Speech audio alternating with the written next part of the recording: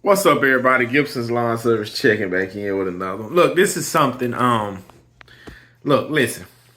There's never going to be a time or a point in your life where it is a perfect time to do a great thing. All right, it's never going to be a perfect time to do a great thing. Like I'm faced with I'm not gonna, I'm faced with maybe two obstacles as far as when I leave my full-time job. Right, it's some procedures need to be done, and you need insurance to get it done. Right, and and the way they was, listen. I don't care what's going on. I'm gonna be real. Listen to me. It's like the closer you get to something that's really meant for you, destined for you, the enemy will do anything in their power to thwart you or throw you off the mission. Okay. Now listen here. Listen. This to me, this is something that is God given and it's about to happen. I don't care what. Listen, I don't care what go on. I don't care what go on. In April, watch what I do. Man, listen here. I'm faced with just maybe two obstacles where it's to the point I need to keep my insurance because there's some procedures that need to be done. Right. I can't look if y'all can't get this done before April, we'll just figure it out as time progresses. Right. And it is kind of serious, but listen here. I'm a firm believer in the Bible and I stand on it. I stand on it. I can't quote this scripture verbatim, but Proverbs 18:16 says a man's gift will make room for him. Now, God has grew my business. He's grown my business to the point I cannot keep working my full-time job while running my business. I would love to. I would love to keep the full-time job, keep all the benefits, hire a man, and we only get the best of clients. I can't. I cannot. I cannot continue to do both.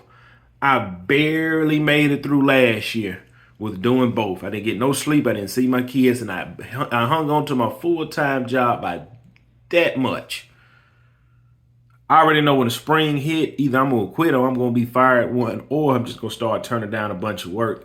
And even if I keep the clients that I have and don't pick up no more clients, it's going to be like last year. Missing time, dealing with the weather, rain, not getting sleep, not seeing my wife and kids, angry all the time. Not angry, but you're frustrated because you're so tired. Listen to me, it's never going to be a good time.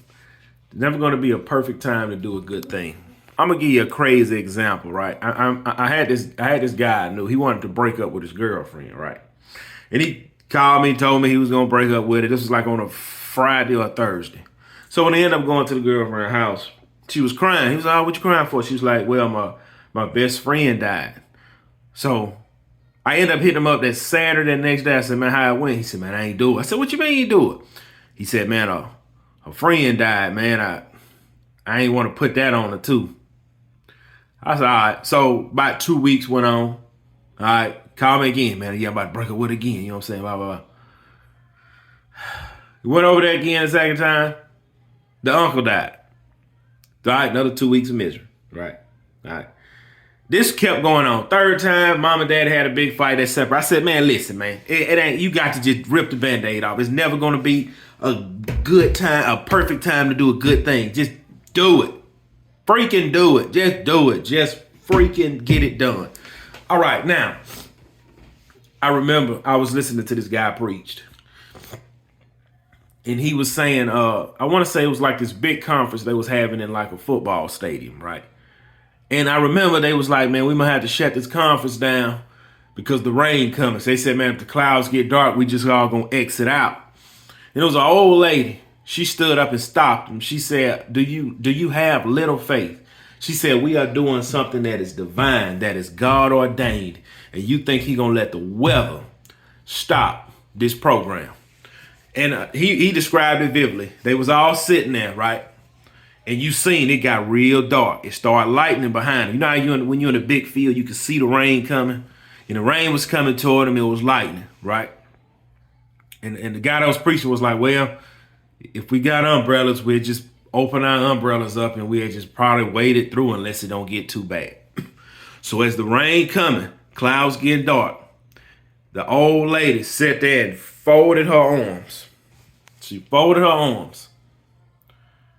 And I remember, this is how he explained it. The guy that was sitting behind on side of her opened up the umbrella and he kind of put it over her head. She took it and she pushed him back. She said, I don't need that. I don't need that. She said, because if God want us here, he gonna stop that rain or send it around one. And sure enough, as that rain got closer, the clouds opened up, went around the stadium, and as everybody looked back, it was raining in front of them and it was raining behind them, and it all passed. They never received a drop of rain. You got to stand on faith. You got to stand on your actions. Now, this is how I feel. If I prayed for this, and God has blessed my business last year. Now, you see, this is how I can look at this. Well, it'll be best, man. I probably just hang around because I can go ahead and get the pregnancy out the way. I can get the procedure done. But by the time, listen, my wife not having this baby this July. This procedure probably gonna get done about August, September. Well, man, I'll probably hang out one more year. And then the following year I'll leave. And guess what? The following year, something else gonna happen. Watch what I do in April. Man, listen, how much it is to pay out of pocket? It's $10,000. We'll figure it out. Put me on a payment plan. Hey, man, I'm about to go. You can have this hard hat, all them tools in my locker. I ain't turning them in because nothing is in my name. What, you ain't had no tools in your name? No. I've been stealing tools the past 2 years preparing for this moment. See, what I would do, if I'm using a grinder, and I find somebody grinder or somebody leave it, I take their grinder, go take mine and turn it in. So when stuff hit the fan, I could just walk away from everything. See, nothing's in my name. My tools ain't in my name. I have nothing in my name. Nothing is in my name at my full-time job. You're supposed to check out all your hand tools, your welding stuff and harnesses. I don't have nothing in my name. Nothing. Nothing is in my name. So when it's time for me to clear out, I'm saying, hey, I'm gone. You leave it? Hey, you can open my box up. It's 4 grinders in there, 3 burr motors, 2 scaling guns, 2 flux core boxes, 4 flex heads. Have at it. I'm gone. I'm going to go down there at security. Oh, here's your badge. Oh, you need this hard hat too as well? Okay. Peace. Well, what about the procedures? Man, I'll figure that out when we get there. I'm gone. Y'all can say, man, you crazy, man. You know, you ain't putting... Listen. This is how y'all have to see this from where I'm sitting. Okay. Now, like I say, nothing ever go as you plan.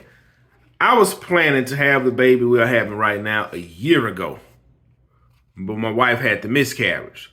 So what brought us to here? When I made the decision that I was going to go full time, I made this decision when? Y'all remember I did that podcast. It was back in August. I made this decision. Hey man, I'm rolling full time. October is when I found out my wife was pregnant. So I said, man, by the time she had a baby, I've been lost insurance. I ain't worried about it. We still rolling, all right? I got to put my truck in the shop one more time next week because remember, like I told y'all, if I leave it sitting for 3 days, something's straining the battery. I got a guy that's going to be fixing that next week, which is next Wednesday. That's going to be taken care of. I got my wife's truck fixed, my truck fixed, everything good. I'm setting the stage. I'm getting the stage set up so I can come in and do my grand performance. See, I'm setting the stage. But I notice as I get a little closer, everything's going against me. Look, I talked to my insurance agent yesterday. He got me a family policy. It's in the budget. I told him, I said, look, this is what I want. I want an 80-20 policy. Insurance pay 80%. I pay 20%. Low deductible. And here's what I want to pay a month. I'm going to be paying about right at $900 a month. All right. Now, like I say, my full-time job insurance, it really is good. It's a 90-10 plan. It's a $300 deductible, $600 deductible for family. But this personal plan, I think it's like $4,000 deductible. But whatever. Listen, But here, almost dropped y'all. But look, all right. So the guy called me back. He said, hey, Mr. Gibson, look, he said, this is how we're going to have to do the insurance. He said, hold on, y'all.